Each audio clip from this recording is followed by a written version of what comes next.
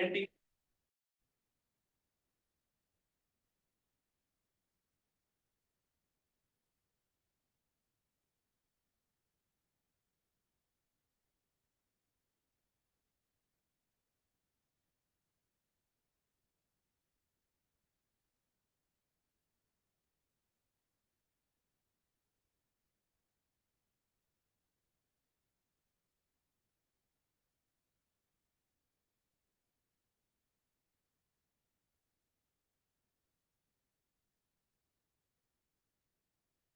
देखिए double bond equivalent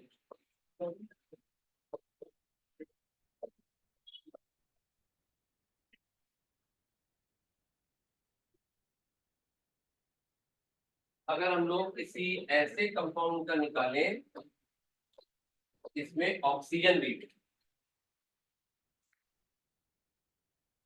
और मान लीजिए हेलोजन भी और मान लीजिए नाइट्रोजन भी, किसी ऐसे कंपाउंड का डबल बॉन्ड इक्विवेलेंट निकालना हो जिसमें ऑक्सीजन है, हेलोजन है, नाइट्रोजन, तो आपको करना क्या होगा? ऑक्सीजन को आपने जीरो मान लेना, मतलब शून्य मान लेना।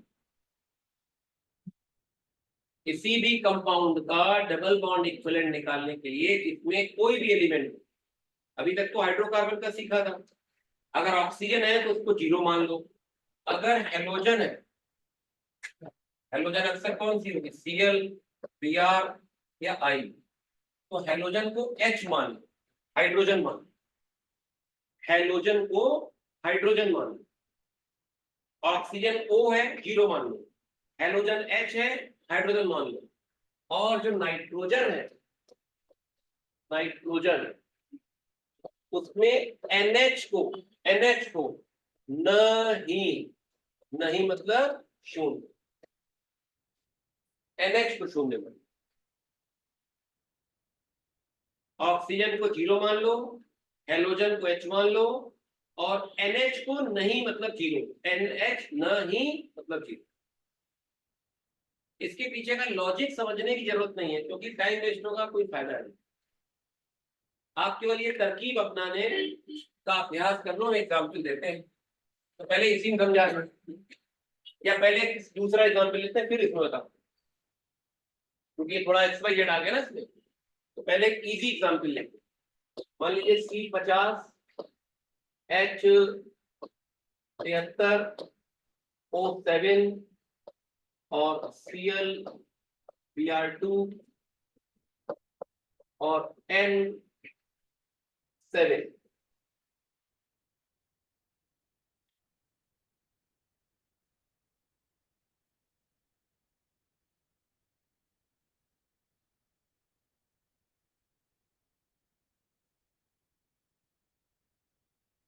N6 मान लो ऐसा आ गया, तो आपने सबसे पहले क्या करना है, ऑक्सीजन को जीरो मान लो, ऑक्सीजन को जीरो मान लिया, ठीक है। हेलोजन को H मान लो,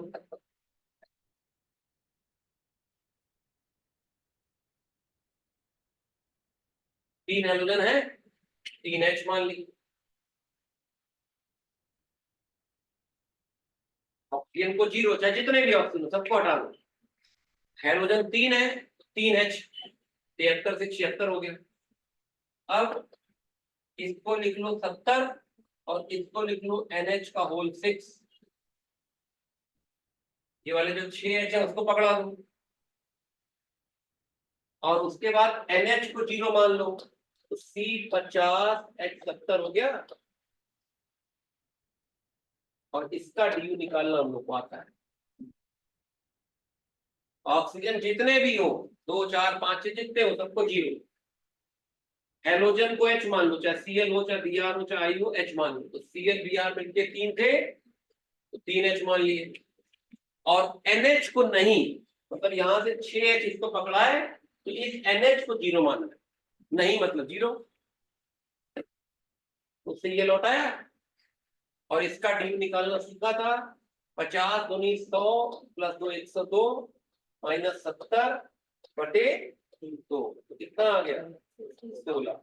मतलब इस कंपाउंड का जो ड्यू है वो 16 हो गया।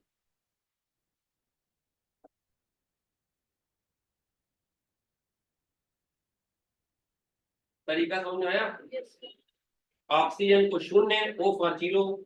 हेलोजन, हेलोजन में H आ गया, H मान लिया, NH को नहीं मान लिया। अब यही बात जब हम इसमें अप्लाई करेंगे,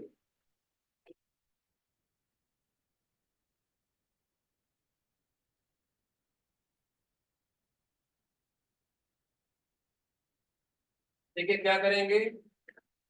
CH Y प्लस 6, 6 हाइड्रोजन है कि नहीं, और N 4, O को तो बेकार ही कर दिया। अब इसमें से 4 H उसको पकड़ा दो, CXHY प्लस 2 और NH का होल 4 के बाद ये क्या बन गया, CXHY प्लस, और इसका डी निकाल सकते हैं।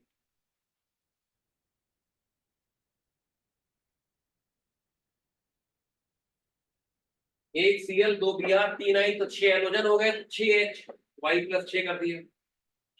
N4 थे, इसमें से 4 H उसको पकड़ा दिए ताकि वो 0 हो जाए, तो CXHY प्लस 2 हो गया। अब इसका डी क्या होगा, X कार्बन के एल्केन में H कितने होंगे 2S प्लस 2, लेकिन H है कितने Y प्लस 2 अपॉन 2, ये डी। इस कंपाउंड का डी कितना हो गया, या डबल बॉन्ड इक्विवेलेंट कितना हो गया, 2x माइनस वाई अपॉन,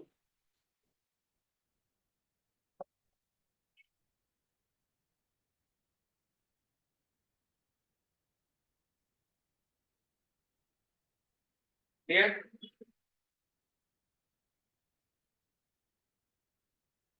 अब ये जो कंपाउंड है इसका डी 16 आया,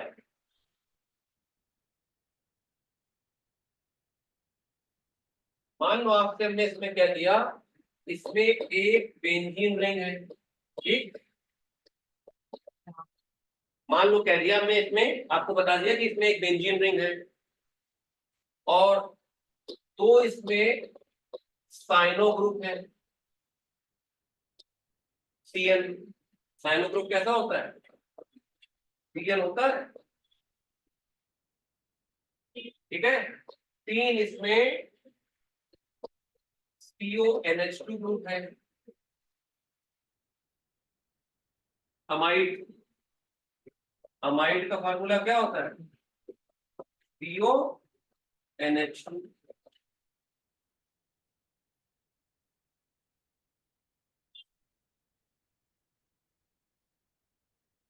एक सेकेंडरी अमीन है, हम आपको इंफॉर्मेशन दे रहे हैं कि इस कंपाउंड में क्या क्या है। एक बेंजीन रिंग है, 2 साइनो ग्रुप है, 3 अमाइड ग्रुप है, एक NH है, ठीक है। और इसमें दो जो है वो कार्बोक्सिलिक एसिड ग्रुप है,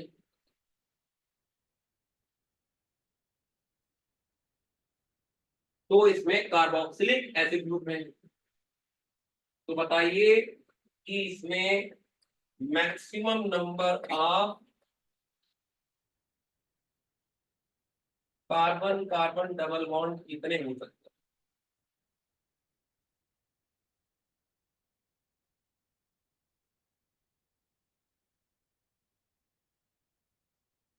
हैं। इस कंपाउंड का डी हम निकाल चुके हैं, और हमने आपको इंफॉर्मेशन दी कि एक बेंजीन रिंग है, 2 साइनो ग्रुप है, 3 अमाइड है, एक सेकेंडरी अमीन है, 2 कार्बोक्सिलिक एसिड है।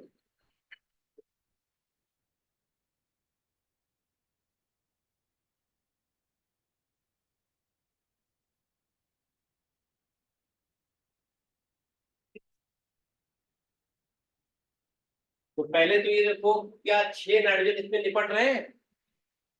इसमें 6 नाइट्रोजन है ना, क्या देख लो, इसमें 6 नाइट्रोजन निपट रहे हैं। अरे 2 साइनों में 2 N, 3 N, ये 3 2 5 1 6, 6 नाइट्रोजन निपट गए। ऑक्सीजन देखो 7 निपट रहे हैं, 3 ऑक्सीजन ये है, 3 ऑक्सीजन ये है, और एक कार्बोक्सिल में 2 ऑक्सीजन होते हैं, तो 2 2 4 3 7 ऑक्सीजन निपट गए।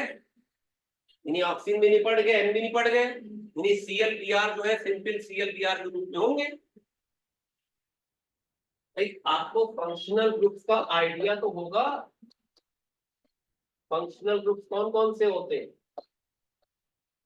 जैसे एल्कोहल होता है OH, ether O, aldehyde CHO, है ना, ketone E double bond O, acid COOH, फिर ईस्टर COOR, फिर एसिड क्लोराइड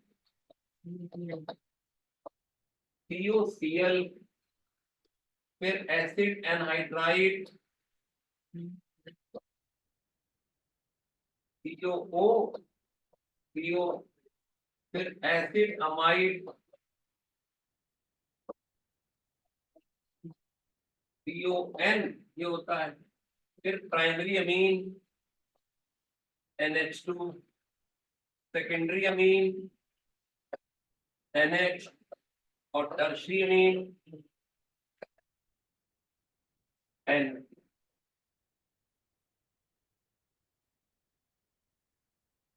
ये इंपॉर्टेंट फंक्शनल ग्रुप है, alcohol, ether, aldehyde, ketone, acid, acid chloride, Easter, anhydride, amide. और अमीन 3 तरह के, प्राइमरी, सेकेंडरी, टर्शियरी। और उसके अलावा साइनाइड ग्रुप जो कम इंपॉर्टेंट ग्रुप है, साइनाइड, ये Cl होता है ना, वो सब कम इंपॉर्टेंट ग्रुप है, उसकी तो चर्चा बहुत कम होती है। मतलब अभी हम इंपॉर्टेंट ग्रुप लिख रहे हैं, ऐसे तो बहुत है। नाइट्रो ग्रुप, NO2, वो तो IUPAC के नजरिए से थोड़ा पढ़ना पड़ता है, लेकिन अभी हमारा मुद्दा IUPAC का नहीं है। अभी हमारा मुद्दा है आइसोमरिज्म का, और आइसोमरिज्म में SO3H आएगा ही नहीं। आइसोमरिज्म में यही सब ग्रुप मिलेगा। जैसे कईयों को अमाइड का आइडिया नहीं होता है, ये अमाइड ही होता है, इसको अमाइड भी होता है। जैसे अल्कोहल होता है OH, ईथर होता है O के साथ 2 एल्किल लगे होंगे, एल्डिहाइड में CHO ग्रुप होगा, कीटोन में CO ग्रुप होगा, एसिड ये होता है COH।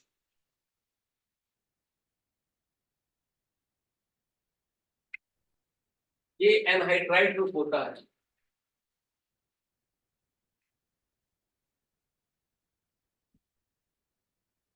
जैसे मान लीजिए हमने कहीं लिखा, ये OH लिख दिया, ये सपोज हमने NH लिखा, और ये ऐसे लिख दिया,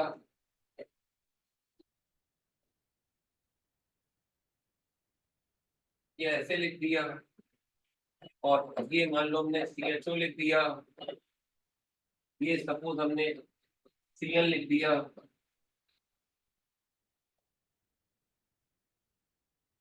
CuNH2 लिख दिया।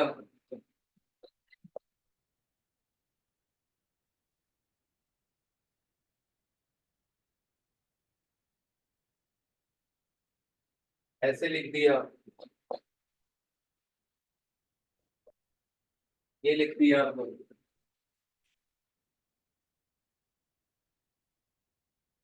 अब आपको बताना है इस कंपाउंड में कितने फंक्शनल ग्रुप हैं और इसका DU क्या है।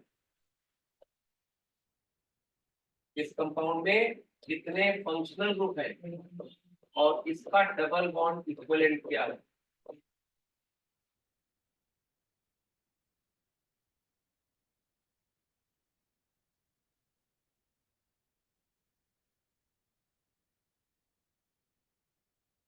और फंक्शनल ग्रुप पहचानो, देखो ये अल्कोहल है, ये सेकेंडरी अमीन है, ये कीटोन दिख रहा है, ये टर्शीमीन दिख रहा है, ये कार्बोक्सिलिक एसिड, ये ईस्टर, ये अमाइड, ये साइनाइड, ये एल्डिहाइड, ये नाइट्राइड।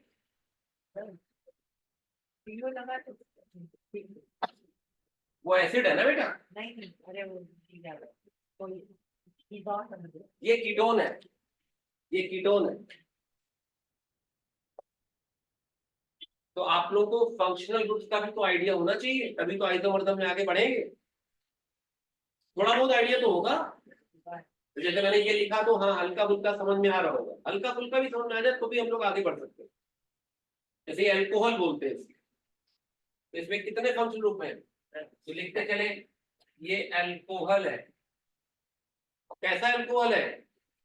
2 डिग्री अल्कोहल है, क्योंकि जिस कार्बन से जुड़ा है उसके साथ वही तो कार्बन कनेक्टेड है। अल्कोहल भी 3 होते हैं, प्राइमरी, सेकेंडरी, टर्शरी। ये क्या है? सेकेंडरी अमीन है। इसको सेकेंडरी अमीन क्यों कह रहे हैं? क्योंकि इसके साथ 2 कार्बन कनेक्टेड है। ये क्या है? कीटोन है। और ये क्या है? टर्शरी अमीन है, क्योंकि इसके साथ 3 कार्बन कनेक्टेड है। ये क्या है? कार्बोक्सिलिक एसिड है। ये क्या है? ईस्टर है, मतलब O के साथ एल्किल लग गया। ये क्या है? ये प्राइमरी अमाइड है, क्योंकि N के साथ केवल 1 कार्बन है। अगर N के मतलब एक एच हटा के एल्किल लगाओगे सेकेंडरी अमाइड, दोनों एच हटा के एल्किल लगा दोगे तो टर्शरी अमाइड। और ये क्या है? साइनाइड है या साइनो ग्रुप। ये एल्डिहाइड है और ये एनहाइड्राइड है। कितने हो गए?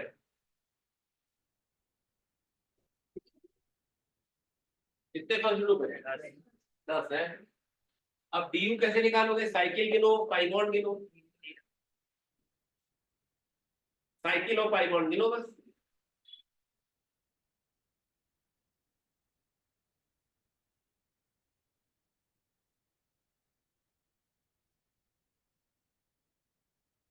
साइकिल कितनी नजर आ रही है?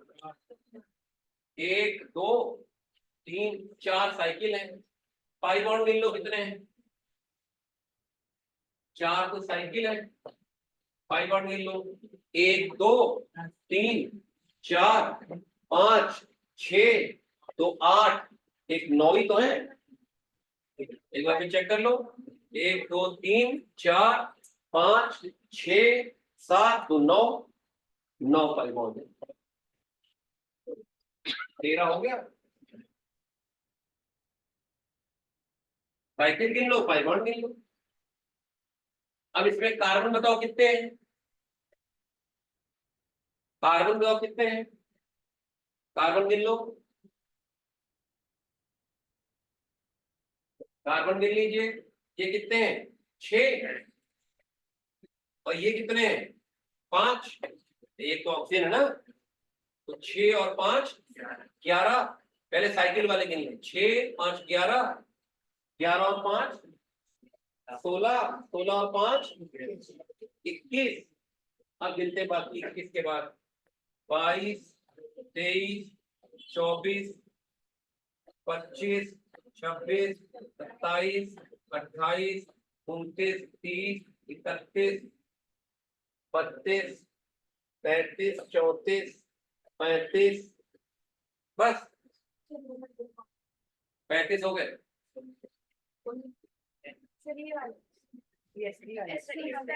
हाँ ये भी रहेगा 36। तो जरा देखना, कार्बन 36 है। H हम नहीं गिनना चाहते हैं, H गिनने में बुद्धि खराब होगी। बताओ N कितने हैं? N कितने हैं?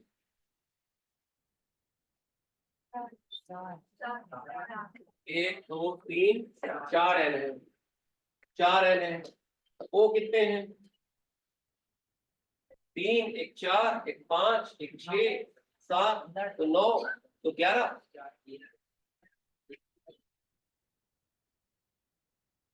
3 1 4 5 6 7 तो 9 तो 11 ही तो है।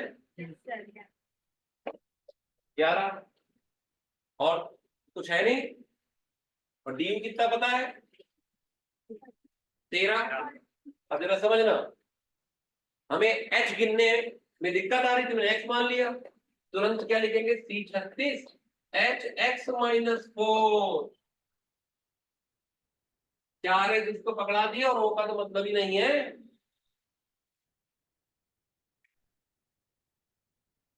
4 है जिसको पकड़ा है, NH हो गया 0, इसमें से 4H कम कर दिए।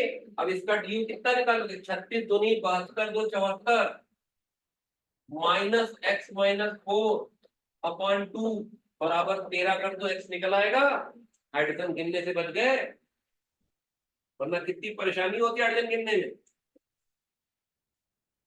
तो डीयू का फायदा समझ में आ रहा है, डीयू का फायदा क्या है। एक तो डीयू पे क्वेश्चन आता है कि बताओ डीयू है कितना। आपको ताज्जुब होगा, एडवांस तक में डीयू के क्वेश्चन पूछे गए। एक तो सीधे सीधे क्वेश्चन आता है बताओ फलाने कंपाउंड का डीयू कितना।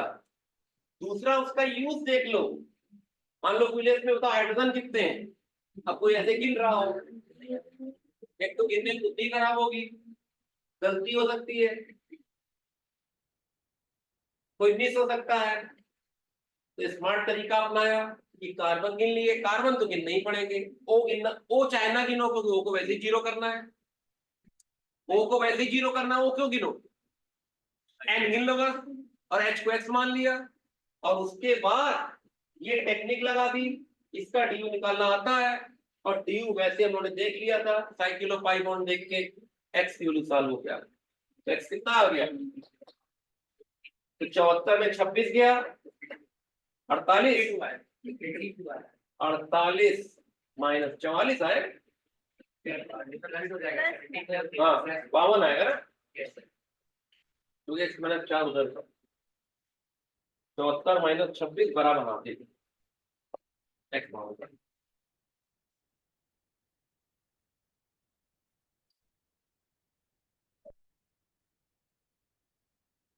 ये तो सारे फंक्शनों थे।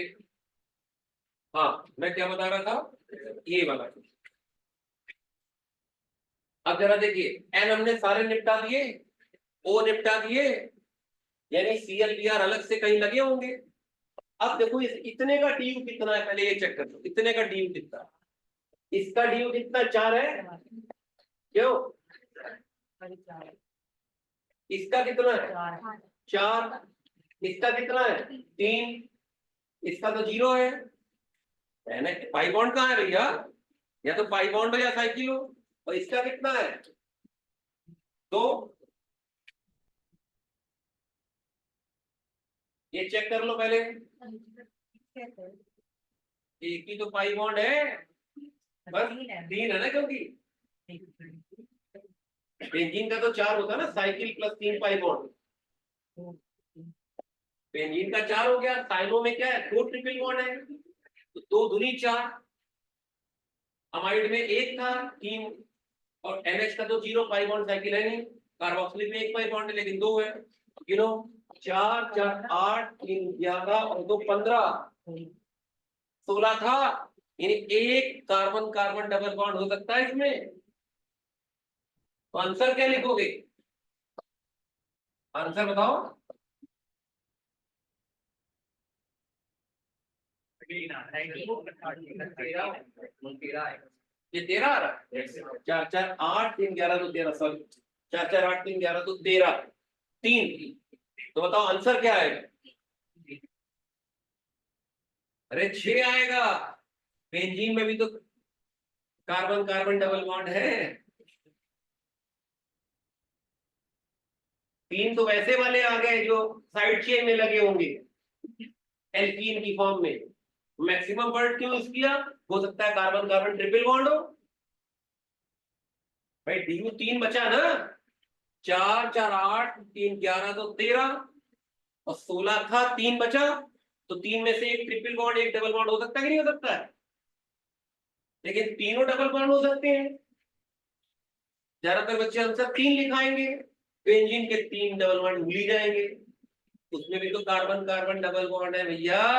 हमें इस कंपाउंड में पूछा है maximum number of carbon carbon double bond कितने हैं। बाकी कहीं तो है नहीं। बाकी जो भी डबल बॉन्ड है कार्बन ऑक्सीजन के बीच में है, कार्बन कार्बन के बीच में डबल बॉन्ड तो बेंजीन रिंग में होंगे तीन कि छह होंगे?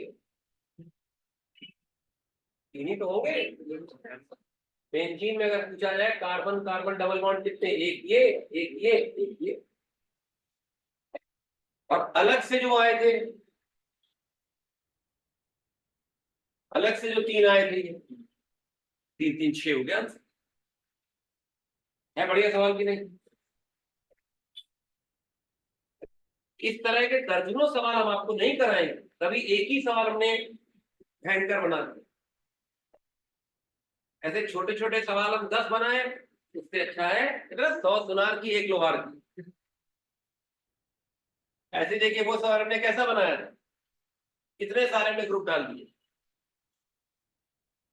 क्योंकि ऐसे सवाल के हम आपको शीट दे सकते हैं, एक ही सवाल हमने सब डाल दिया, डी भी निकाल लिया, एच निकालना भी सीख लिया, फंक्शनल ग्रुप सीख लिए।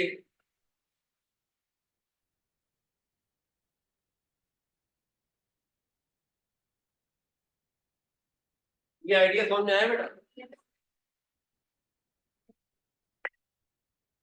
तो डी निकालना आपने सीख लिया है, अब हम लोग आगे प्रोसीड करते हैं।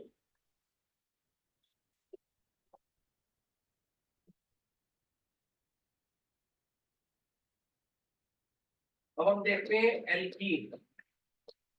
एल्कीन का फॉर्मूला है CnH2n। मान लीजिए आपको C5H10 इसके आइसोमर्स बनाने हैं, और आपसे कहा गया कि आप केवल स्ट्रक्चरल और ओपन चेन आइसोमर्स बनाइए। स्ट्रक्चरल ओपन चेन आइसोमर, तो पहले तो बताइए इसका डी कितना है?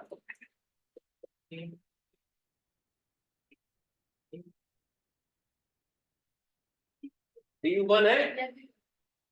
अब डी1 किस रूप में हो सकता है, या तो कार्बन कार्बन डबल बॉन्ड हो, या उसमें साइक्लिल हो। यही तो दो संभावनाएं हैं। लेकिन हमसे ओपन चेन पूछा है, तो इस वाले को भूल जाओ, यानी हमें एल्कीन बनानी है। C5H10 का DU1 है। अब 1 DU का मतलब हुआ या तो एक पाई बॉन्ड होगा, या तो एक साइकिल होगा। लेकिन हमसे ओपन चेन स्ट्रक्चर पूछे, साइकिल वाले स्ट्रक्चर नहीं पूछे। अगर हमसे साइक्लिक स्ट्रक्चर पूछे जाते ऑफ C5H10, तो इसका DU1 है, और वो साइकिल में एडजस्ट हो गया, तो सबसे पहले 5 कार्बन की एक साइकिल बनाओगे, फिर 4 कार्बन की साइकिल बनाओगे, बचा एक कार्बन, मेथिल ग्रुप में कहीं भी सेट कर लो, फिर 3 कार्बन की साइकिल बनाओगे, बचे 2 कार्बन, या तो एथिल लगा लो, या फिर 2 मेथिल एक ही कार्बन पे लगा लो, या 2 मेथिल अलग अलग कार्बन पे लगा लो। इस तरह से C5H10 के साइक्लिक स्ट्रक्चर का आंसर क्या आया बताइए? 5।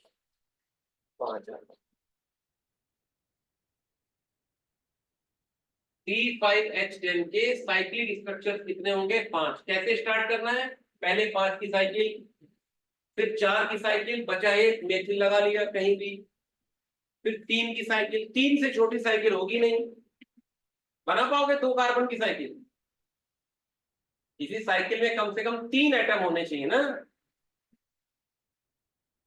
साइकिल का मतलब क्लोज्ड चेन, और SIT का मतलब ओपन चेन। साइकिल का मतलब क्लोज्ड चेन, तो मिनिमम 3 एटम होंगे। वो तीनों एटम कार्बन भी हो सकते हैं, और हो सकता है उसमें से एक एटम ऑक्सीजन हो सकता है एक एटम नाइट्रोजन हो, हो सकता है एक एटम सल्फर हो, तो इनको क्या बोलते हैं, इनको बोलते हैं हेट्रोसाइक्लिक। अगर साइकिल में सारे एटम सेम ना हो तो हेट्रोसाइक्लिक बोलते हैं। जबकि इसको क्या बोलेंगे, इसको बोलेंगे होमोसाइक्लिक।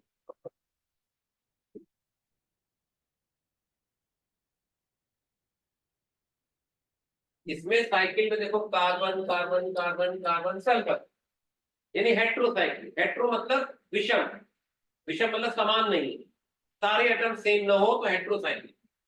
तो ये तीनों हेट्रोसाइक्लिक।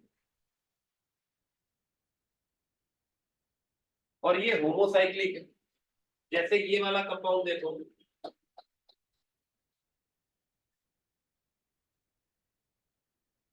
ये कैसा है, होमोसाइक्लिक। 4 कार्बन की साइकिल।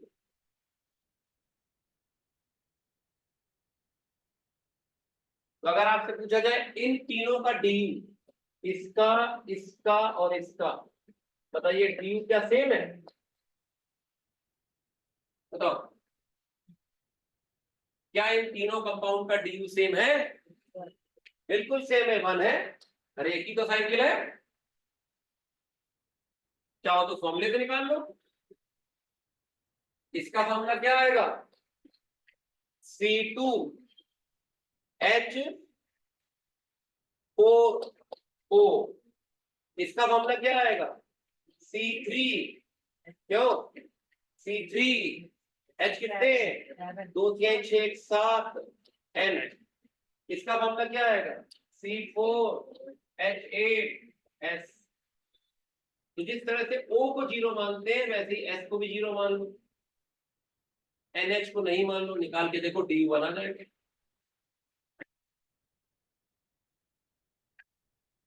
क्योंकि वैसे दिख रहा है एक साइकिल है D1। तो हेट्रोसाइक्लिक और होमोसाइक्लिक का आइडिया लग गया आपको। इसका डी कितना है, इस कंपाउंड का डी, 1 2 3।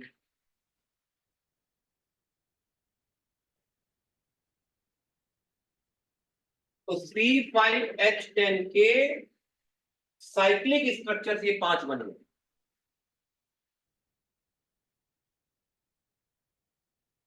तो जैसे इसका नाम ए रख दिया, इसका नाम बी रख दिया, इसका नाम C1, इसका नाम C2, इसका नाम C3। तो C2 C3 एक दूसरे के क्या है, पोजीशन आइसोमर। इसका नाम है 1,1 डाइमेथिल साइक्लोप्रोपेन, इसका नाम है 1,2 डाइमेथिल साइक्लोप्रोपेन।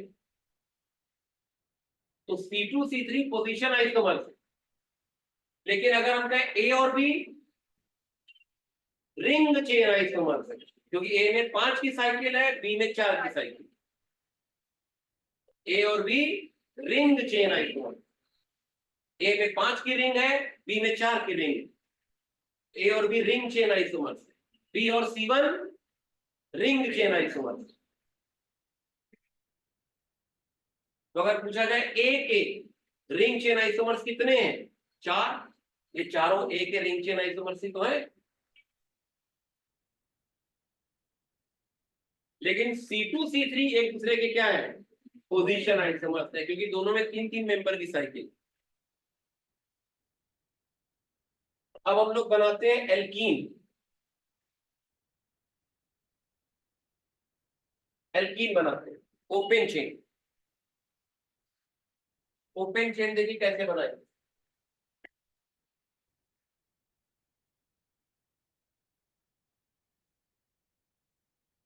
ध्यान दीजिएगा तरीका।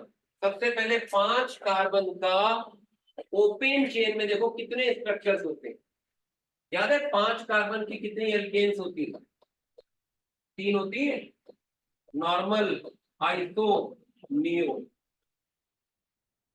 तो आपको 5 कार्बन का ओपन चेन में स्ट्रक्चर्स बताने।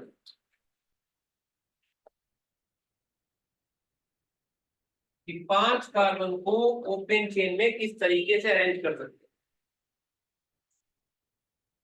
सबसे पहले तो आपको 5 कार्बन के देखने हैं कि ओपन चेन में कितने नेटवर्क पॉसिबल है। एक ये वाला नेटवर्क, एक ये नेटवर्क, एक ये नेटवर्क।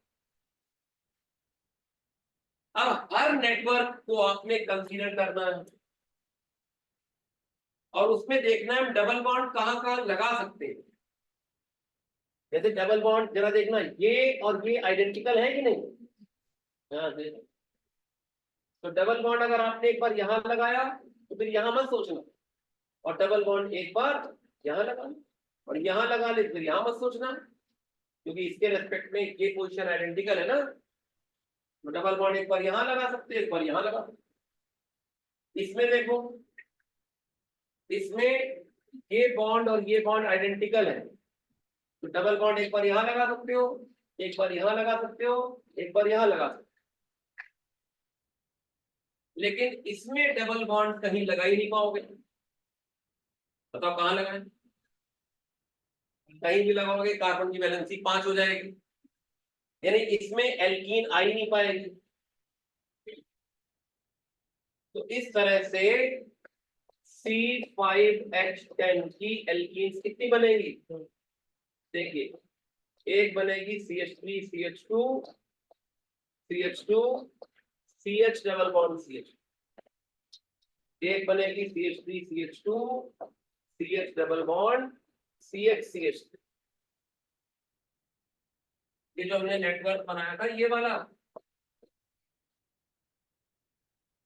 इसमें एक बार डबल बॉन्ड यहां लगाया, एक बार यहां लगाया। जब डबल बॉन्ड यहां लगाया तो ये बना, यहां लगाया तो ये बना। फिर दूसरा नेटवर्क क्या था, दूसरा नेटवर्क ये था, इसमें डबल बॉन्ड एक बार यहां लगाओ, क्या बनेगा CH3 CH2 C CH3 double bond CH3। एक बार यहां लगाओ CH3 CH double bond C CH3 CH3, और एक बार यहां लगाओ, यानी CH2 double bond CH single bond CH CH3।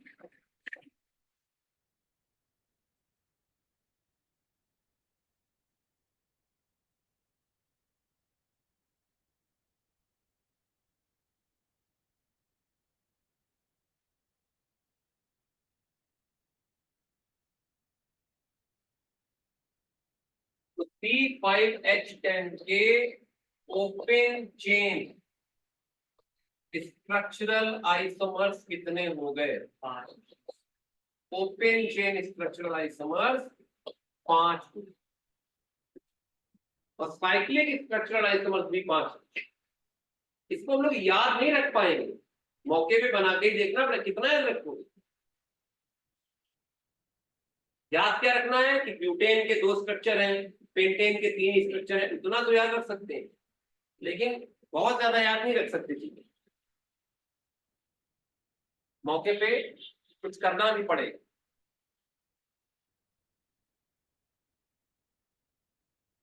अब अगर हम इनके नाम रखते हैं, अगले पेज पे इनके नाम रख रहे हैं, CH3 CH2,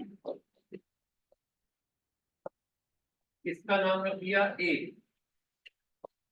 फिर CH3 CH2, इसका नाम रख दिया B,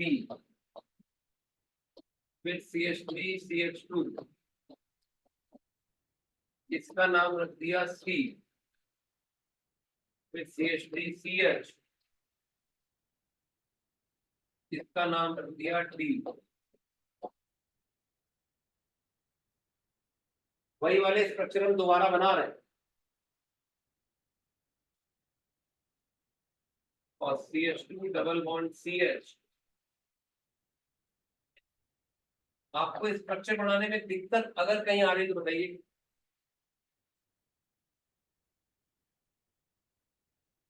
मतलब एल्कीन बनाने के लिए पहले आपको एल्केन के नेटवर्क सोचने होंगे, फिर हर नेटवर्क में देखना होगा कहां कहां डबल बॉन्ड लगा सकते हैं। अब आप ये बताइए कि ए और बी के बीच रिश्ता क्या है। ए और बी को कहेंगे पोजीशन आइसोमर। ए और सी के बीच रिश्ता क्या है। ए और सी चेन आइसोमर, क्योंकि ए में 5 कार्बन की चेन है, सी में 4 कार्बन की चेन। सी और डी में रिश्ता क्या है, पोजीशन आइसोमर। ऐसे ही डी और ई में रिश्ता क्या है, पोजीशन आइसोमर। डबल बॉन्ड की पोजीशन में फर्क।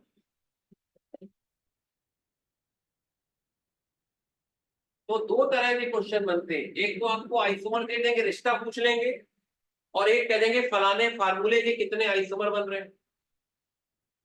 जैसे मान लो ये पांचों लिख दिया और आपसे रिलेशन पूछ ली कि ए और सी में रिलेशन क्या है, ए और डी में रिलेशन क्या है, या पूछ लिया बताओ ए के पोजीशन आइसोमर्स कितने हैं, बताओ ए के पोजीशन आइसोमर्स कितने हैं, केवल एक। अगर पूछेंगे ए के चेन आइसोमर्स कितने हैं, 3 सी डी ई। ए के चेन आइसोमर्स कितने हैं, सी डी ई। अगर पूछ लेंगे सी के चेन आइसोमर्स कितने हैं, 2 ए और बी। डी के चेन आइसोमर्स कितने हैं, 2 ए और बी। ई के चेन आइसोमर्स कितने हैं, 2 ए और बी। पांचों कंपाउंड दे दिए, आपस में रिलेशन पूछ ली, या किसी पर्टिकुलर के चेन या पोजीशन आइसोमर्स पूछ लिए।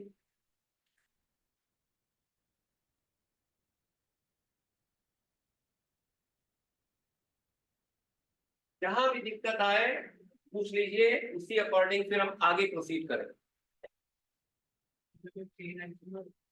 चेन आइसोमर तब बोलते हैं जब कार्बन चेन जो लॉन्गेस्ट चेन है उसमें फर्क आए, या पेरेंट चेन में फर्क आए। इतना तो आइडिया होगा पेरेंट चेन सिलेक्ट करना, क्योंकि आईयूपीएससी तो हमने पढ़ाया नहीं है, लेकिन इतना तो बच्चे पढ़ के आते हैं आईयूपीएससी वगैरह हल्का फुल्का, कि ए में 5 की चेन है, बी में भी 5 की चेन है, सी में देखो 4 की चेन है, ये चेन। तो चेन की लेंथ में अगर फर्क आ जाए तो चेन आइसोमर। अब सी और डी को हम लोग चेन आइसोमर नहीं कह सकते, डबल बॉन्ड की पोजीशन में फर्क। यहाँ पे नंबरिंग ऐसे करोगे 1 2 3 4, यहाँ पे 1 2 3 4, यहाँ 1 इन है या 2 इन है, और इसमें नंबरिंग कैसे करोगे 1 2 3 4, यहाँ 3 पे मेथिल है या 2 पे मेथिल है। नंबरिंग वहां से करते हैं जहां से डबल बॉन्ड नजदीक पड़े, तो आईयूपीएससी सिस्टम कहता है। जितने भी हमने रिलेशन लिखी है वो सब क्लियर है।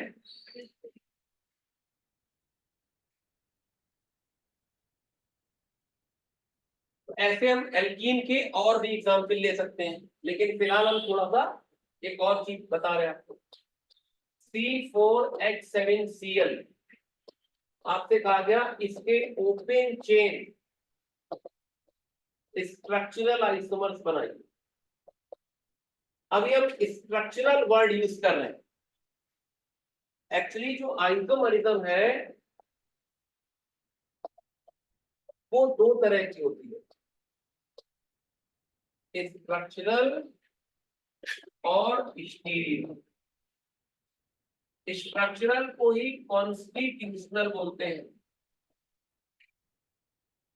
और स्टीरियो को ही कॉन्फिगरेशनल बोलते हैं। आइसोमरिज्म दो तरह की होती है, स्ट्रक्चरल और स्टीरियो। अब structural further chain isomerism, position isomerism, functional isomerism, metamerism, tautomerism और रिंग चेन आइसोमरिज्म।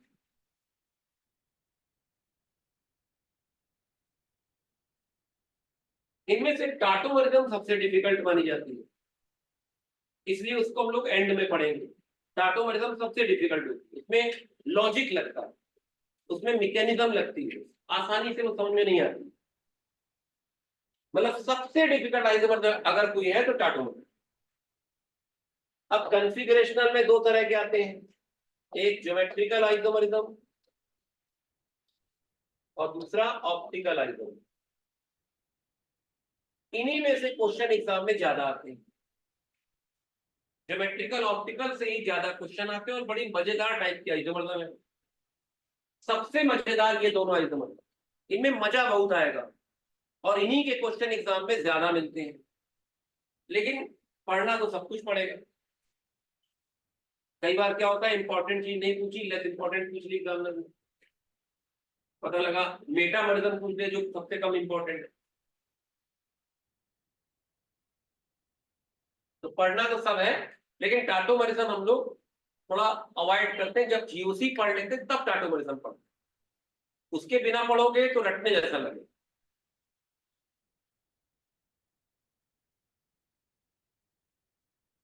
अभी तक आपने देखा हमने चेन और पोजीशन का ही नाम लिया है, चेन और पोजीशन। फिर फंक्शनल आएगा जब एल्कोहल ईथर में पहुंचेंगे, एल्डिहाइड कीटोन में पहुंचेंगे, एसिड ईस्टर में पहुंचेंगे। एल्कोहल ईथर एक दूसरे के फंक्शनल आइसोमर, एल्डिहाइड कीटोन एक दूसरे के फंक्शनल आइसोमर, एसिड ईस्टर एक दूसरे के functional isomer, primary amine, secondary amine, tertiary amine एक दूसरे के फंक्शनल आइसोमर है। एग्जांपल देखिए, जैसे मान लीजिए ये देखिए और ये देखिए, ये दोनों एक दूसरे के क्या है, फंक्शनल ग्रुप में फर्क है। इसमें अल्कोहल है, इसमें ईथर है, तो ये फंक्शनल आइसोमर्स। ये देखिए CH3 CH2 CH CH3 CHO और CH3 CH2 CO CH2 CH, ये दोनों एक दूसरे के functional isomers, aldehyde ketone. Formula देखिए मैच कर रहा हूं। फार्मूला कैसे मैच कराया जाता है, पहले तो DU मैच कराओ। सबसे पहले तो DU मैच कराओ, अगर DU मैच कर गया फिर कार्बन मैच कराओ। कार्बन मैच करके तो हाइड्रोजन तो अपने आप मैच कर जाएगी। तो अल्कोहल ईथर, एल्डिहाइड कीटोन। फिर देखिए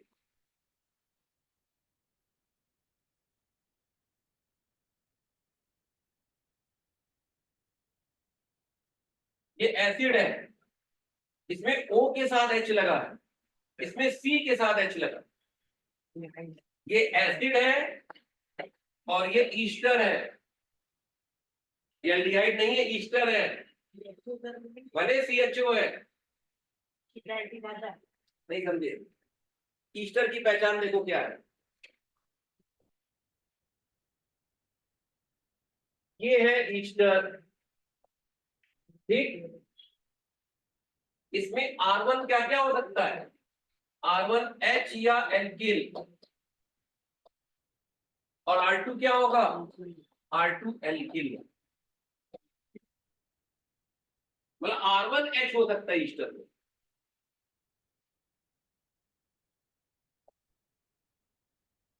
R1 क्या क्या हो सकता है, R1 अगर CXH2X+1 है तो X की वैल्यू क्या हो सकती है, 0 1 2 3 so on। और R2 क्या है, CYH2Y+1, Y की वैल्यू क्या होगी, 1 2 3 2।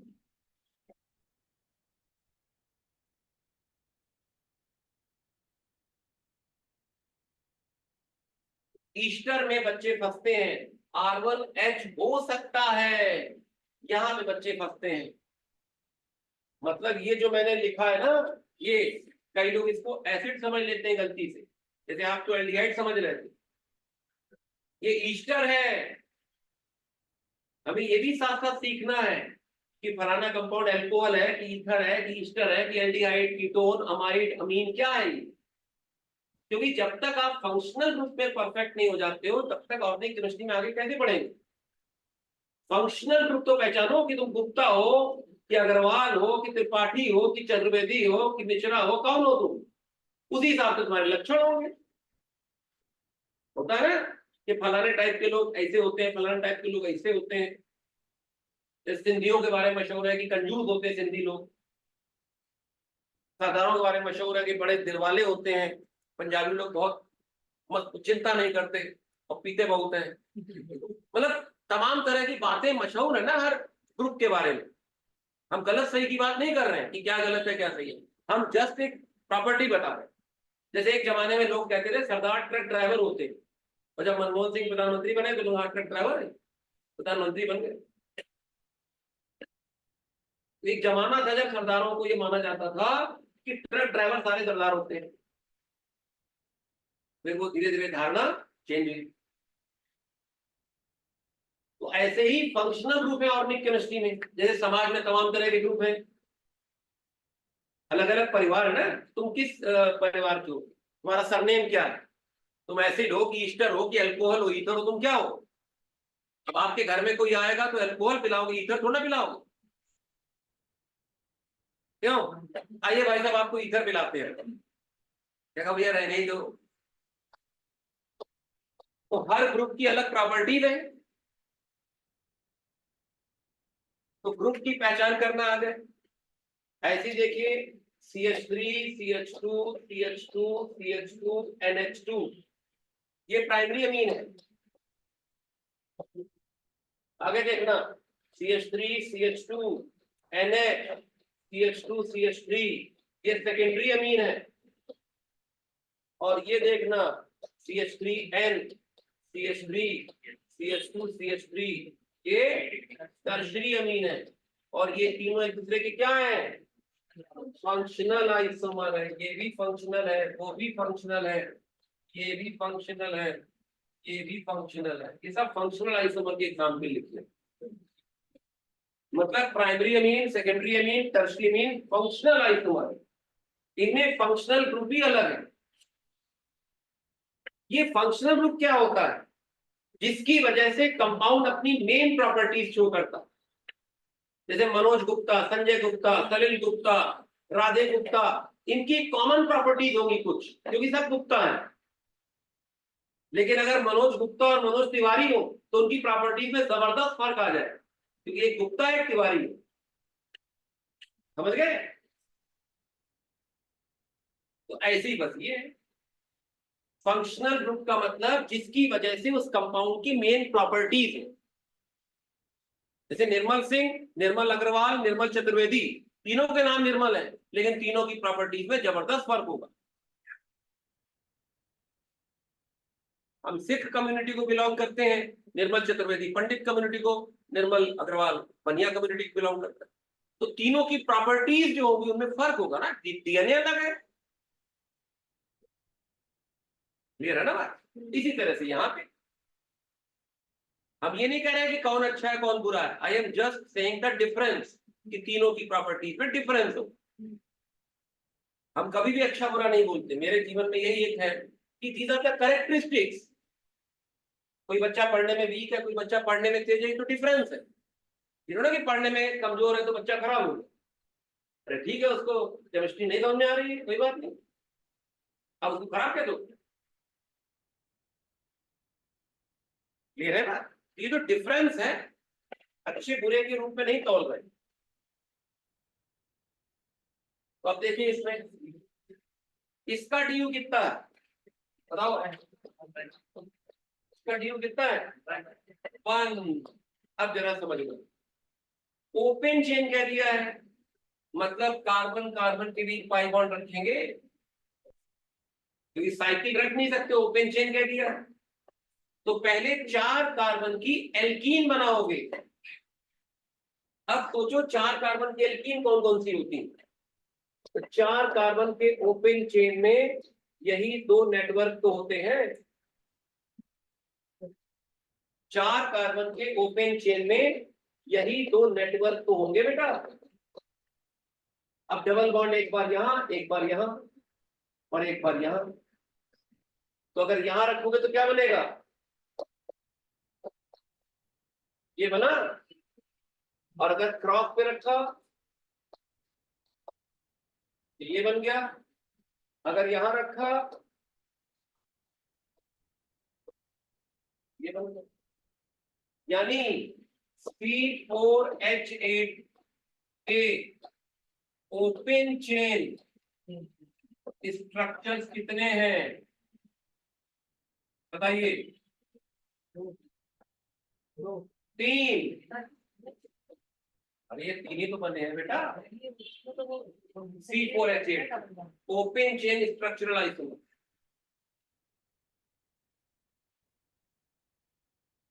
ये 3 ही तो बने हैं, आपके सामने तो है 3।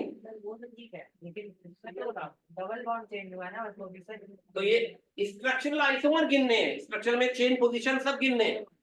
स्ट्रक्चरल में क्या क्या होता है? Chain position, functional, meta, tauto, ring chain. तो इस फार्मूले के कितने स्ट्रक्चरल आइसोमर है ओपन चेन वाले? 3। अब जरा साइक्लिक बनाओ। C4H8 के साइक्लिक स्ट्रक्चर्स बनाओ।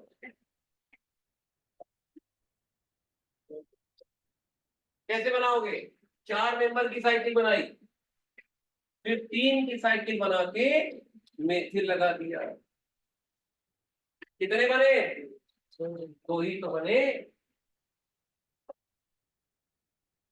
तो C4H8 के ओपन चेन 3 बने, जिनमें से अगर इसका नाम A1 रख दिया, इसका नाम A2 रख दिया, इसका नाम B1 रख दिया। A1 A2 क्या है? Position isomer. A1 B1 क्या है? Chain isomer.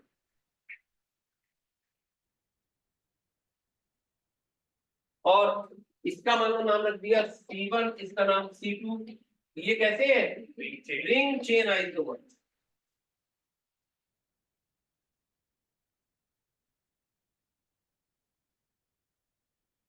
अब अगर पूछा जाए कि C4H8 के टोटल स्ट्रक्चरल आइसोमर्स कितने हैं, क्या लिखोगे?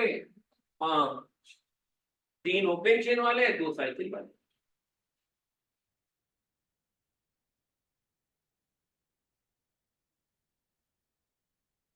मतलब एक ही कंपाउंड के बारे में अलग अलग तरीके से पूछा जा रहा है। अब अगर पूछा जाए C4H8 के एसाइक्लिक स्ट्रक्चर्स कितने हैं? 3। एसाइक्लिक मतलब जिसमें साइकिल ना हो।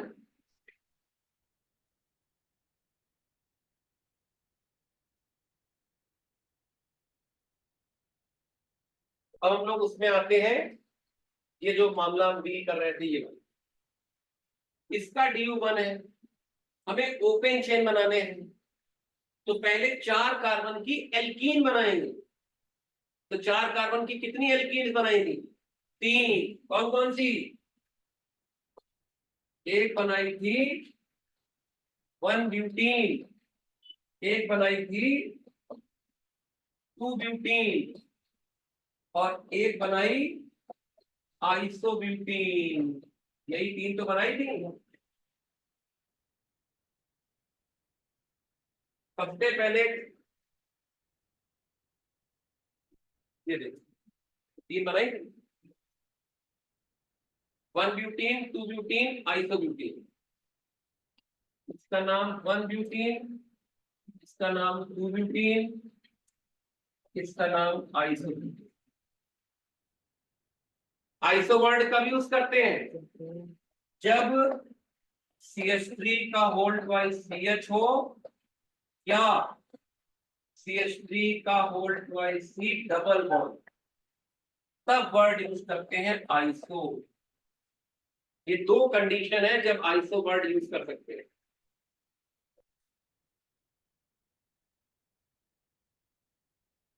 देखिए केमिस्ट्री में बहुत ज्यादा कोर्स है। मैंने 10 साल PCM तीनों पढ़ाए, सन 1990 से सन 2000 तक तीनों सब्जेक्ट पढ़ाए मैंने। सबसे पहले खत्म होता है मैथ, उसके बाद खत्म होता है फिजिक्स। केमिस्ट्री खत्म ही नहीं होती, रायता बहुत है केमिस्ट्री। इसीलिए केमिस्ट्री पढ़ते समय हम लोग को क्या करना चाहिए कि जहां से मौका मिले वहां से चीज समझ लेनी चाहिए। क्योंकि केमिस्ट्री कनेक्टेड है, पूरी ऑर्गेनिक केमिस्ट्री कनेक्टेड है। एक चीज पढ़ोगे दूसरी पढ़नी पड़ेगी, दूसरी पढ़ोगे तीसरी पढ़नी पड़ेगी।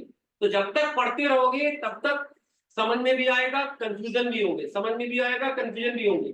धीरे धीरे धीरे धीरे धीरे धीरे एक समय ऐसा आएगा जब सारे कंफ्यूजन खत्म हो। इसलिए केमिस्ट्री रोचक मानी जाती है। कोई कंफ्यूजन अगर जिंदगी में, तभी तो मजा है जिंदगी जीने का। अगर कंफ्यूजन खत्म हो जाए कि हम 15 दिन बाद मर जाएंगे, मजा आएगा जीने में? अगर हमें पता हो पता नहीं कब मरेंगे यार, पता नहीं कल क्या हो जाए, तभी तो मजा आ रहा है जीने का। तो केमिस्ट्री को रोचक समझो, ये मिस्ट्री है, रहस्य है, समझ गए? तो सब्जेक्ट का आनंद लेना है, आनंद लोगे तो समझ में आएगा। क्योंकि सब्जेक्ट तो देखो हम बदल नहीं सकते, ऐसे में खुद को बदलो, पॉजिटिव एटीट्यूड से पढ़ो। हम ये नहीं कह रहे कि मैथ फिजिक्स खराब है, कोई खराब नहीं होता, अलग होते हैं। व्यक्ति कोई खराब नहीं होता, आपकी नजर में कोई खराब है, बस आपसे वो अलग है, वो आपकी बात नहीं मान रहा, उसका विचार अलग है, आपका विचार अलग है। आपने गलत उसको कह दिया, उसने आपको गलत कह दिया। वास्तव में nobody is wrong, nobody is right, सबके अपने अपने विचार है। केमिस्ट्री अपनी जगह है, मैथ अपनी जगह है, फिजिक्स अपनी। तो हम लोग कह रहे थे ना कि यार ये सब्जेक्ट बहुत अच्छा है, क्योंकि हम लोग बायस्ड हो जाते हैं। केमिस्ट्री क्या सिखाती है आपको? बायस नहीं होना है, ब्रॉड हार्टेड होना है, फ्लेक्सिबल होना है। हम नहीं चंगे, बुरा नहीं, ये केमिस्ट्री सिखाती है। मैथ क्या सिखाती है? आपको बेवकूफ बनने से बचाना सिखाती है, कि आप जिंदगी में कहीं बेवकूफ न बन जाओ। फिजिक्स क्या सिखाती है? भगवान से सीधे तार जोड़ती है फिजिक्स। और केमिस्ट्री आपको रिश्ते बनाना सिखाती है, कि कैसे हम समाज में जिए। समझ गए? हर सब्जेक्ट का अपना एक महत्व है, और हर सब्जेक्ट को पढ़ने की एक अलग शैली। तो केमिस्ट्री थोड़ा डिफरेंट है, इसीलिए ज्यादातर बच्चे परेशान रहते हैं केमिस्ट्री में। लेकिन थोड़ा उस पर समय देंगे तो मजा आएगा।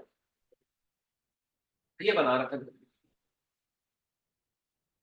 इसके स्ट्रक्चर बनाने, सबसे पहले डीयू देखा वन, ओपन चेन, तो हमने 4 कार्बन की 3 एल्कीन बना ली। अब क्या करेंगे? हर नेटवर्क में H हटा के Cl लगाएंगे, H हटा के Cl लगाएंगे। इस H को हटाओ, इसको हटाओ, इसको हटाओ, इसको हटाओ, 4 बन जाएंगे। देखो कैसे,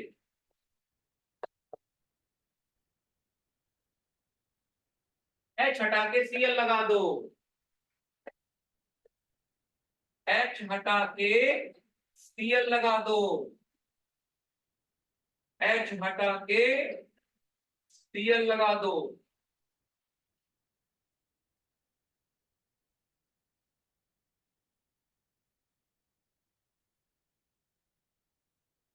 H हटा के Cl लगा दो। देखिए 4 बन गए।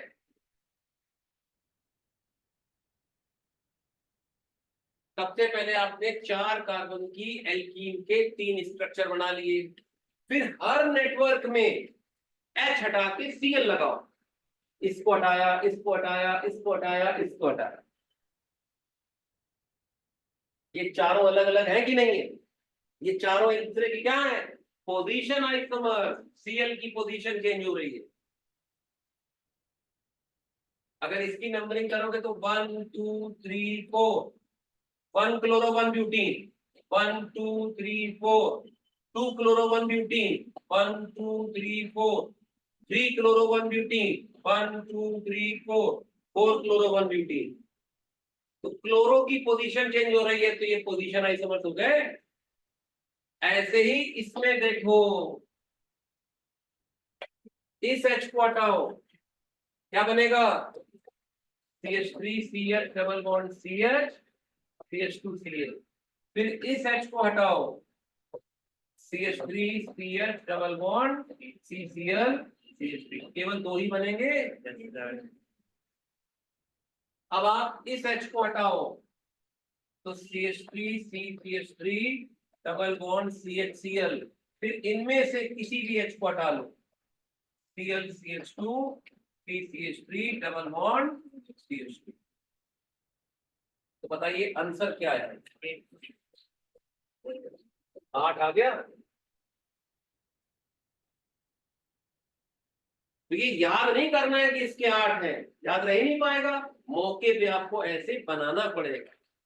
अभी देर लगेगी क्योंकि अभी आप शुरुआत है। जैसे ही अभ्यस्त हो जाओगे, अरे साइकिल चलाना भी सीखते हो, शुरू में गिरते हैं, बाइक चलाना सीखते हैं, कार चलाना सीखते हैं, हवाई जहाज चलाना सीखते हैं। कितने लोग हवाई जहाज चला लेते हैं, और कई तो रॉकेट से स्पेस में पहुंच जाते हैं। क्या क्या नहीं लोग कर लेते हैं, लेकिन सीखते कहां से? एक बार एक्टिव से तो सीखते होंगे वो भी। क्यों? एलान मस्क भी तो एक बार एप्पल से सीखा होगा। कहने का मतलब ये है कि धीरे धीरे सीखा जाता है, घबराना नहीं है कि सर हम लोग कैसे सोच पाएंगे। अरे अभी तो पार्टी शुरू हुई है। जब भी पार्टी शुरू होती है, शुरू में सब लोग हेजिटेट करते हैं, धीरे धीरे क्या होता है, सब डांस करने लगते हैं ना। कुछ लोग पी के, कुछ लोग बिना पी। तो समय लगता है ठीक बेटा। अब आप सोचो सर आपने इतनी देरी बना ली, हम लोग कैसे बनाएंगे? अरे हमको 35 साल हो गए, तुम्हें भी 35 दिन नहीं हुए, 35 घंटे भी शायद ना कहीं हुए हो ताकत में आए। तो इसलिए समय लगे, एंजॉय करो उसका, समझो कि कैसे करना है।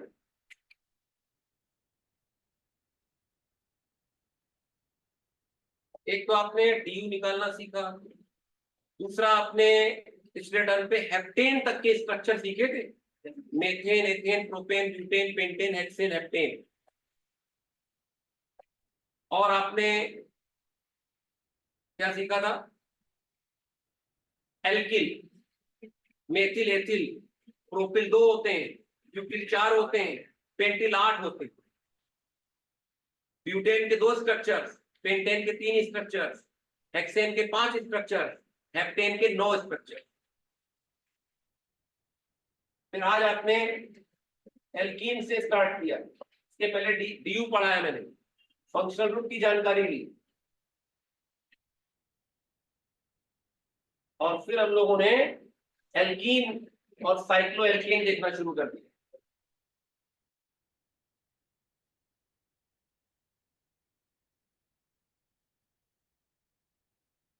और अगर कम समझ में आ रहा है तो प्रैक्टिस आपको करनी पड़ेगी घर में। अगला सवाल देखिए, C4H7Cl साइक्लिक स्ट्रक्चर बनाने का।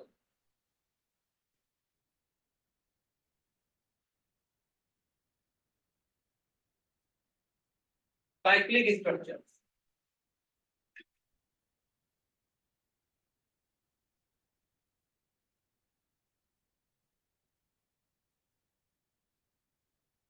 इसमें सबसे पहले क्या करेंगे?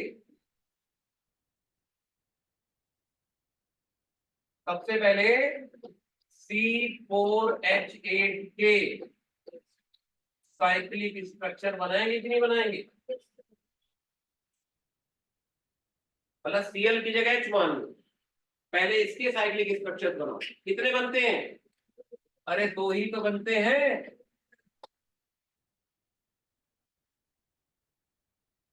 जितनी प्रैक्टिस करोगे उतनी जल्दी आपको चीजें समझ में आएंगी और याद होगा। Practice makes a person perfect.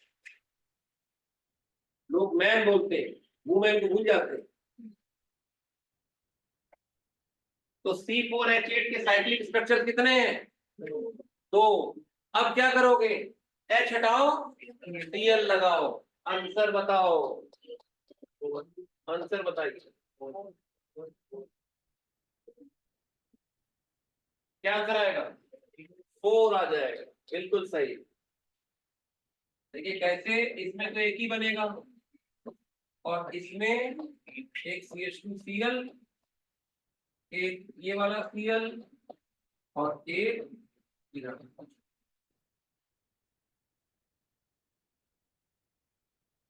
ये सब मौके पे बनाने पड़ते हैं, और जब प्रैक्टिस हो जाएगी तो आप बहुत जल्दी बना लेंगे।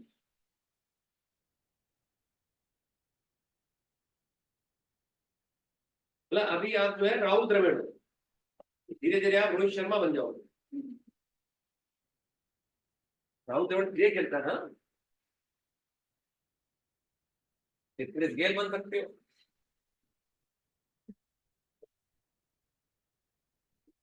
आंसर आ गया चार।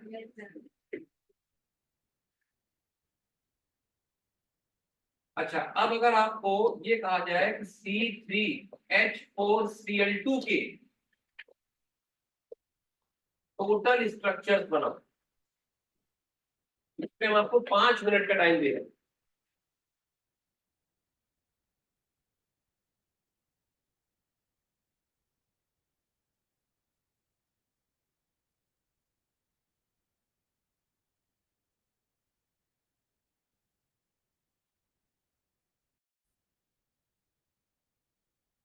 पिछले सवाल को एक्सप्लेन करते हैं, रिकॉर्डिंग ऑफ हो गई थी। तो C3H4Cl2 के टोटल स्ट्रक्चर्स बनाने के लिए सबसे पहले DU देखा, DU1 आया, मतलब या तो पाई बॉन्ड होगा या साइकिल होगा। अगर पाई बॉन्ड है तो पहले प्रोपीन लिखा, साइकिल है तो साइक्लोप्रोपेन लिखा। फिर प्रोपीन में 2H हमें 2Cl से हटाने हैं, एक ही कार्बन के 2H हटा सकते हैं या अलग अलग कार्बन का एक एक HCl से हटा सकते हैं। जब एक ही कार्बन के 2HCl से हटाए तो ये 2 स्ट्रक्चर बने। जब अलग अलग कार्बन का एक एक HCl से हटाया तो ये 3 स्ट्रक्चर्स बने, 1 2 1 3 और 2 3। फिर साइकिल में एक ही कार्बन के दोनों H हटाए तो ये बना, अलग अलग कार्बन का एक एक H हटाया तो ये बना। तो इस तरह से टोटल 7 स्ट्रक्चर्स बन गए। तो इसका आंसर जो है वो 7 आ गया।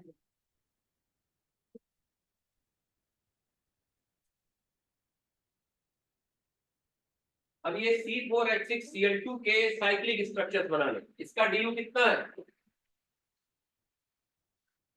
1 है। हेलोजन को H मान लो।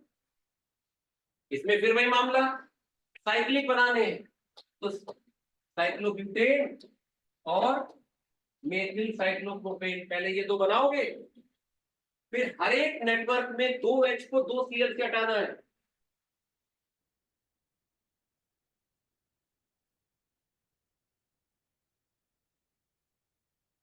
तो पहले वाले में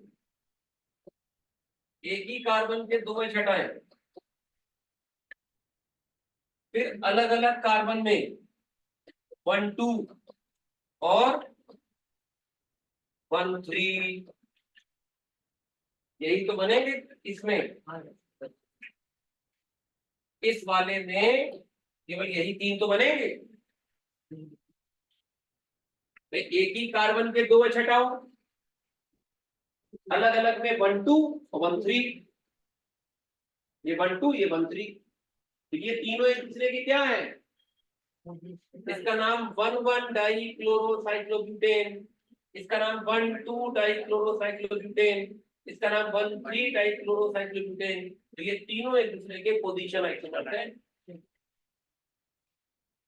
अब इसमें देखो, इसमें क्या करें हम, अगर इसको 1 डैश मान ले और ये 1 2 3 मान ले, एक ही कार्बन के 2H हटाने, तो मान लो हमने CHCl2 किया, 1 डैश का हटाया और फिर हमने 2 या 3 का हटा लिया। एक ही कार्बन के 2H हटा लिए। अब अलग अलग कार्बन में जब H हटाएंगे, एक हमने हटाया मान लो CH3 का और दूसरा इसका हटाया, और हमने CH3 का हटाया और दूसरा इसका हटाया।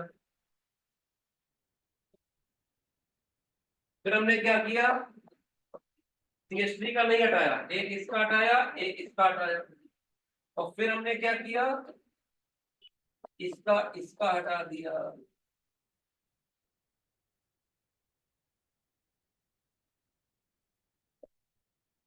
क्या ऐसे सोचा आपने? ये सब तभी तो सोच पाओगे जब आपके अंदर मैथमेटिकल सेंस होगा। इसके हमें एक ही कार्बन के 2H हटाने थे, तो इसके हटाए या इसके हटाए, इसके पास तो 2H है ही नहीं। अब अलग अलग कार्बन में एक बार इसको पकड़ा इसको पकड़ने के बाद इसको किया, देखो ये बन गया। फिर हमने क्या किया, इसको छोड़ दिया, इसको पकड़ा, देखिए ये वाला किया। अब यहां किया तो एक यहां लगा दिया, फिर हमने इसको छोड़ के इन दोनों पे लगा दिया, 2 3 पे। आंसर क्या बना, सेमिनार है ये भी। 1 2 3 4 5 9 आ रहा है ना। फिर से गिन लो, A1 A2 A3 A2 A1 A2 A3, फिर A4 A5 और बल्कि A5, चलो कुछ भी मान लो, A6 मान लो, A6 A7 A8 9 स्ट्रक्चर। कौन सा मिस हो गया,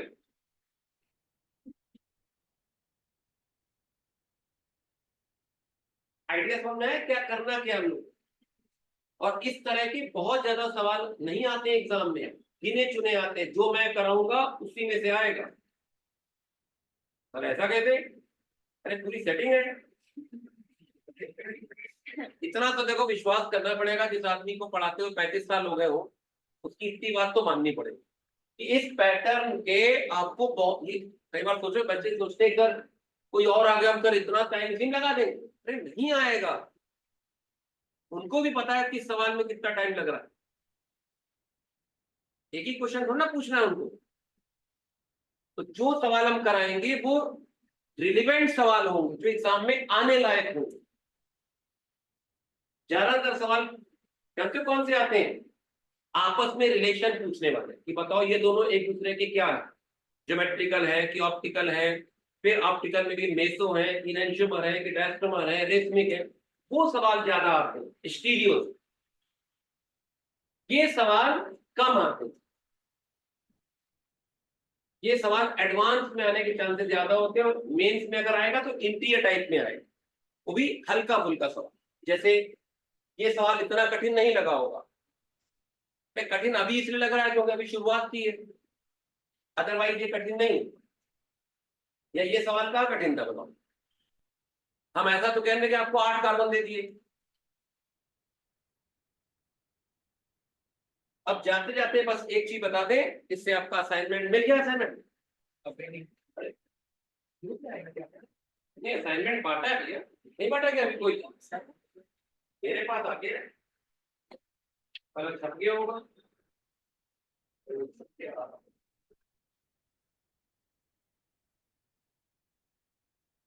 हाँ समझ लीजिए एक चीज, चिरान कार्बन असाइनमेंट आ गया। चिरान कार्बन, हम चिरान वर्ड इसलिए बोलते हैं, ऐसा कार्बन, एक carbon which is attached with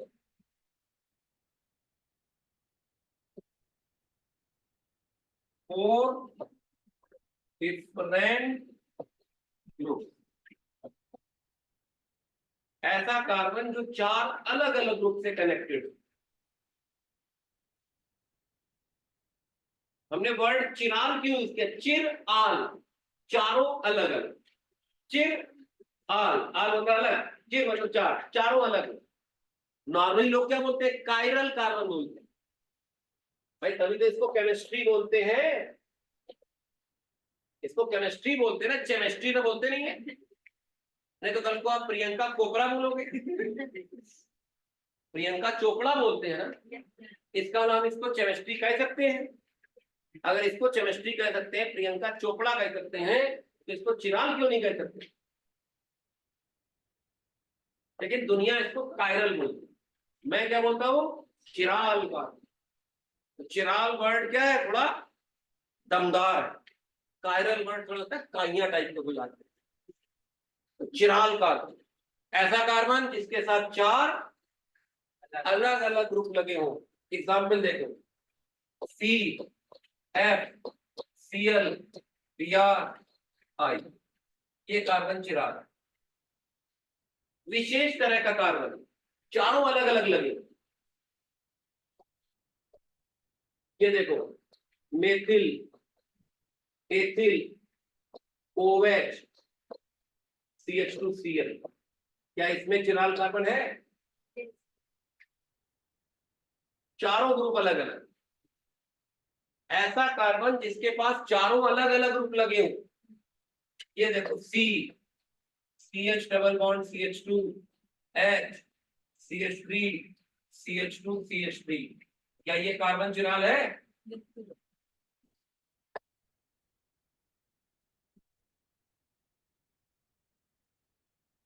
ऐसा कार्बन जिसके साथ चारों अलग अलग ग्रुप लगे हो। क्या आपने कभी ये वाली रिएक्शन पढ़ी है?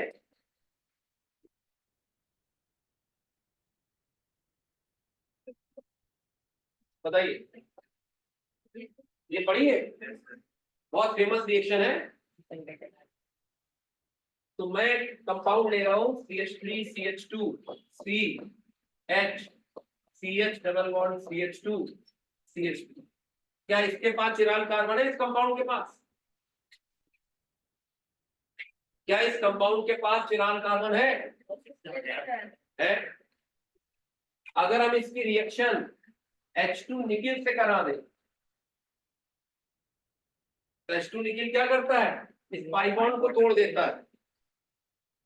सिग्मा पाई बॉन्ड का थोड़ा आइडिया होगा, तो इन दोनों को HH मिल जाए। अब जो प्रोडक्ट बनेगा, क्या उसके पास चिराल कार्बन होगा? बताओ, CH2 CH3, अरे ये ग्रुप और ये ग्रुप सेम हो गए कि नहीं हो गए? तो हम लोग क्या कहेंगे? Same same same same, chiral carbon नहीं हो, नहीं हो।